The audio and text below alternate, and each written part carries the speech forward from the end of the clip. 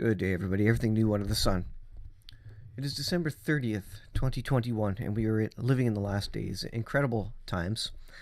And I want to talk about how the energy crisis turns into hunger and then to war. There's a confluence of events that, one event leads to another event. And we're looking at the timeline of the return of the Lord, and we're saying, what is the trigger event? What kind of moves everything in a direction to what we know is coming biblically? And I think it's very interesting what we're going to take a look at. By the way, I'm doing a few more videos these days because I happen to be on vacation. So if you follow my channel, as you know, as soon as I get any free time, I will make videos, but sometimes I don't have time, and so that is what it is. So I appreciate all you folks for watching and listening, and I'll as long as there's a prophetic news out there, I'll continue to put it out. Although I can't promise at what speed I put it out, but as each of us are doing, I'm looking for the coming of the Lord. I'm looking forward to getting the crown of being a watcher and being one who's expectant and watching for the return of the Lord and not being lackadaisical about that. I think the Lord expects us fully as the bride of Christ. He would want his bride looking for him, wanting him to come, trying to figure out where he is and when he will come, and being ready at all times in our hearts and in our minds, and just being ready on all fronts, and even telling others about him and his soon return as well. There's people who do different things in Christianity. Some people teach. Some people just love others and care for others. Other people just do kind of the quote-unquote the hard work and make money to pay for those who do it, such as paying for pastors who receive a salary in a church for purely preaching the word of God. So they're not doing any work outside. They're being paid to do what they're doing. And so there's various people in the faith. Now I have a full-time job myself. Certainly there's no chance that YouTube would ever pay any sort of salary to where I wouldn't need a job. So that's not the point of it. But anyways, everybody does their part, and my part, I believe for this time at least, is to let people know that the Lord's returning. And I may not do it as eloquently as some others, but I think we all bring something to the table in terms of what we're looking at, how we're presenting it, and the excitement with which we are moving ahead with telling that and telling others, and hopefully people out there, not just Christians, are seeing this and getting excited about the return of the Lord, and indeed Christians themselves are getting excited about the return of the Lord. So a couple of comments there. Again, thanks to the subscribers. I'll say thank you to the members on my side who've chosen to join and become members as well, and that helps support the channel. Remember that YouTube is a video serving service.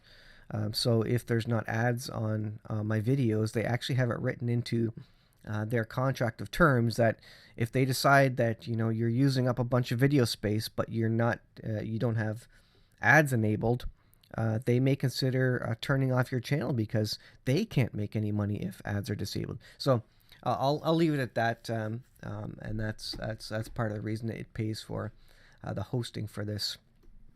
So click skip video, skip ad on them, and that kind of helps everything move on YouTube until Rumble and other options become better. And actually Rumble is moving ahead quite quickly in terms of buy-in from everybody and kind of creators moving there as well. So interesting opportunity, but we'll see how long it lasts. I hear Trump has somehow joined forces with Rumble for the video platform side of Trump's new social media enterprise, whatever that may be. All right, all that being said, sorry about the monologue.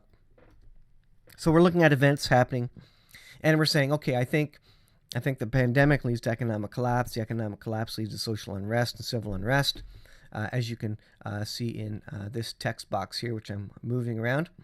So there's a cascade of events. One kind of moves to the other, civil unrest, and then you had the Antichrist appear to fix it all, and then a peace deal. But what really moves us and triggers us to war? Well, war could trigger economic collapse, or economic collapse could trigger war. But what triggers either of those? Well, the pandemic has done such a good job of triggering both, moving us along the way to economic collapse, and even moving us along the way to war as well. As the economy goes, so will war go. Chances of war. So let's take a look at this article here. Make sure I've got the right one. This is from Zero Hedge, and so let's mute this and go to this. This is very interesting. Here is how, and so they're explaining how we move from an energy crisis into famine and then to war. So we go from an energy crisis to famine and then to war. Kind of sounds like the Four Horsemen of the Apocalypse, doesn't it? Moving from one to the other in quick succession now. We have previously warned about whopping food crisis and supply chain issues. How long have you been hearing about supply chain issues now? Remember that I did the video yesterday on China is hoarding food resources. They either think something's coming or they're simply maybe buying up for the next year, but they've got enough for a year and a half for all their citizens, because they know if there's not enough food, there will be an uprising in the Chinese citizens, and the Chinese know that if all the citizens work together to take down the government, they technically probably could, or there'd be massive death, for the Chinese army against the Chinese citizens, and the government doesn't want that. So they're storing up food, buying up a lot of the food. All right, but there's supply chain issues and there's fertilizer issues. There's a lack of fertilizer. It goes on. Natural gas is the critical input into making fertilizer. So this is a big deal. They need natural gas to make fertilizer. Fertilizer is then needed to make food, to feed animals, all sorts of things. Natural gas, electricity, energy is needed basically to produce everything that you buy. So urea is essentially ammonia in solid state, the process of which entails a reactive ammonia with CO2. The problem is, of course, that there is no natural gas. If there is no natural gas, there is no urea. And with no urea, there is no fertilizer. With no fertilizer, we will eat each other, says the author. Now, the larger problem is that this is a slow-moving train wreck. We have a decrease in supply chains. Now we have energy crisis due to supply chains and other issues, and COVID, of course, causing truckers not to be able to truck around the UK. And so there's shortages and slowdowns everywhere. This is causing a chain reaction, which is now slowing down and causing trouble in the making of fertilizer. Again, this is a slow chain reaction. And as we look out into the next growing season, the spring period, there's going to be a lack of fertilizer.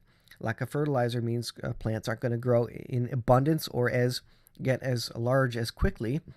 And so we're looking at potential food crisis, among other things, among all the other things that are going on, whatever the next pandemic is, and economic trouble and supply chain trouble beyond that. But we're looking at a significant food decline into summer and harvest season next year, and is not just in time for maybe a 7-year period to start. One commenter added that we shouldn't have all these timelines, and we shouldn't speculate. We shouldn't add anything to the Word of God, and I agree. We shouldn't add anything to the Word of God. But I think, and as I always say, my charts are speculation. I'm just looking at the data we have, looking at the news events and saying, could this be it? Could that be it? And I've been honest with you that I'm not nailing down any date. No man knows the day or the hour. But I'll remind you that no man knows the day or the hour. Right? Did you get that? No man knows the day, the specific day, or the specific hour. But we should know the seasons, and God expects us to know the seasons. and the timelines of his return. Certainly, Revelation, Mark, Luke, Zechariah, these all give us indicators of what's happening at the time. Indeed, the disciples asked, what is the time you're coming and what will it be like at that time? And God gave them a lot of detail. Jesus gave them a lot of detail about what exactly would be happening. So if he's giving us detail about what would be happening, he would expect us to then be looking for that detail of what would be happening in the last days. And so he expects us to be watching, to be paying attention, to be sharing it with others, saying, look, pay attention, this could be it, and get your heart right now. Today is the day of your salvation. So back to fertilizer here. Something else we had noted since sometime back in Korea, which now seems like a larger problem. Here's an article about an Australian farmer who warns that urea supply crisis could halt normal life within weeks. He says not only will we be not able to grow cattle, and we will not be able to grow food, we will not be able to grow grain or anything like that, but even if we could, we can't move it because we can't turn a wheel in a truck because we have no AdBlue. Now, AdBlue is an additive for diesel, I guess, in Australia. Half of the trucks on Australian roads use it. As of February, we might not have a truck on the road. So Australia, who is going into a growing season, they don't have fertilizer, and now they don't have trucks or the ability to have trucks on the road at the time when they need to transport what food they do or are able to grow. Quite literally, the whole country comes to a standstill as of February, he speculates. This is a dire warning for people in Australia, and this is a slow-moving train wreck and a chain of events that's going to cause trouble throughout the world. And we're at a crisis level right now with the COVID, the supply chain. We're going to ratchet that up. We're going to go to level 3, level 4 of world crisis and collapse of the world over the next coming months. This continues to ratchet up. The screw is turned and tightened each year a little bit more. This doesn't get better. This gets worse. There may be some short reprieve where you are, such as for Omicron. It looks like this may be the end of this current pandemic. We will see. But what is the next thing coming down the pipe? This is what you need to be prepared for. And I've said before, and I'll say it again, this is not the end of any trouble. What's the next calamity to come to hit near you? Look at all the events that happened in Vancouver with the tornado outbreak in the U.S. Astounding tornado outbreak happening in December there, and unheard of. So these things are going to increase in the last days. 2022 is not better. It's going to be worse than 2021. I'll say it now. And I fully expect it to be if we are in that range of the return of the Lord, especially the proximity to the 7-year period. The farmer goes on to say, go and have a look in your cupboard, and go and have a look in your fridge. And I guarantee just about every single item there, at some point, urea fertilizer has been used to produce them. You think about milk that came from cows that eat food that had fertilizer on it to grow for those cows. You think about, again, all the dairy products coming from cows. You think about the lettuce, every other thing, produce, potatoes, all these things, any sort of meat. Any sort of meat is going to be raised on grain, which is going to have had fertilizer put on it to grow. So everything in your fridge requires fertilizer, and there is now a shortage due to energy crisis. Moving to Europe. We have full-blown energy crisis unfolding there, made worse by increasingly more destructive policies.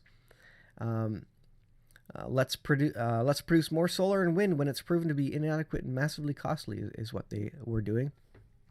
Remember, they're shutting down nuclear power plants as well due to climate change and global warming and all these sorts of things over there. So now we are witnessing the beginning of what promises to be a storm.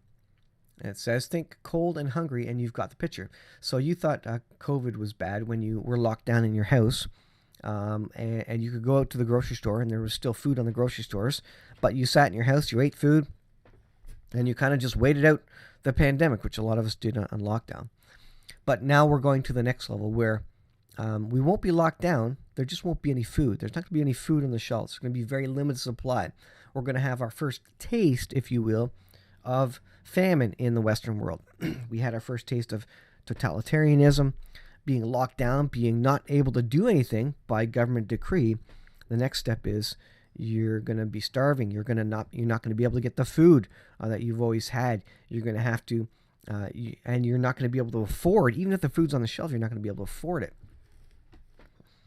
Europe's benchmark gas price rose above 100 euros, $190 per barrel of oil equivalent, ahead of a series of auctions for pipeline capacity that are seen as a test for Russia's willingness to ease the supply crunch. So this is all based on Russia, whether Russia decides to give or to supply enough natural gas or not, or to ratchet up the prices, which only make Russia richer, right? So now we have this situation that is going to make your head spin. Europe is out of gas. They spent the better part of the decade getting rid of their domestic energy, replacing it with baubles and toys, which, while scoring big on the woke score card, have proven abysmal at producing electricity. With Europeans now cold and hungry, we are due for war. What's happening in Ukraine, in Europe, against Russia, getting worried about war? There is an emergency meeting between Putin and Biden. I'm not sure. I read that news article, I think, yesterday. I'm not sure when they're having that, but Putin's getting fed up with what's happening. And they have an energy crisis. They're going to have a food crisis, and they have war on their borders in Europe. You couldn't make this stuff up. This is an incredible time we're living in, and we are just so inundated with calamity after calamity and really concerned about our own well-being and just trying to survive these lockdowns and COVID ourselves that we're not paying attention to what's happening in the rest of the world. Back to fertilizer. You can't make fertilizer without urea and natural gas. As the price of either of those goes higher, natural gas is going higher, urea is, it significantly impacts the price of fertilizer. That means farmers are going to be using less. They may not have supply of it. That means yields of food are going to be less. The price of fertilizer impacts, in turn, the price of food. This is because fertilizer is the second largest cost component of most agricultural production. The second is diesel, fertilizer, and fuel for the tractors. So you increase the price of both of those, farmers are going to be going bankrupt. There's going to be less people creating food, less food available, less production of food, all the way around. There's all sorts of trouble. We now have a bull market just in urea, but not just in urea, but natural gas, and to top it all off, diesel too. To expect food prices to remain stable when ingredients producing it are all skyrocketing is comically stupid, he ends off. So these things are happening. We are in the very last days. This is a dire warning, and Europe, I think, is going to bear the brunt, really, of all of this. As goes Europe, kind of so goes the rest of Western society, and be prepared. I think COVID was a soft start. We got lockdowns in our houses. We're fat, dumb, and happy. We had lots of food, and now you can start seeing supply chain issues in your own groceries. I can where I am, where supplies of things are a little bit less. Cupboards or shelves are a little bit more bare. You can't get maybe the same products that you were getting before. You have to go to alternative products, and you have to shop around a little bit more to search for the product you're looking for. And this will get worse. This is kind of, again, next level Bible prophecy that we're heading into. And I think this just plays and dovetails right in with the Four Horsemen of the Apocalypse videos that I did prior. It looks like that. It looks as if Satan, certainly, he's going to do everything opposite to God. So we could be moving in that way. And there seems to be a pattern there. I don't know if it's true or not, but it's, again, you keep your eyes wide open. As we see these patterns evolve, we may be able to deduce then where we are on the timeline even better. And just like when the Antichrist comes, we know the 7-year period is going to start. Likewise, prior to that, we may have some indication of where we're going. And I think this now is an indication of where we're going. Energy crisis. It started with the pandemic. Then it led to energy crisis. Now it's going to lead to famine and then to war. And this is the progression. This is what we see written of in Bible prophecy in the last days. You and I are expected as Christians to see these things because Jesus told us they would happen. And not only to see these things, but say, okay, I know what the outcome is. It's the return of the Lord. But prior to that 7-year period, the tribulation and the great tribulation, the abomination of desolation, and the wrath of God that is going to fall upon the earth. I will leave there, guys. Thanks for watching. I appreciate your support. And as always, we'll see you in the next video.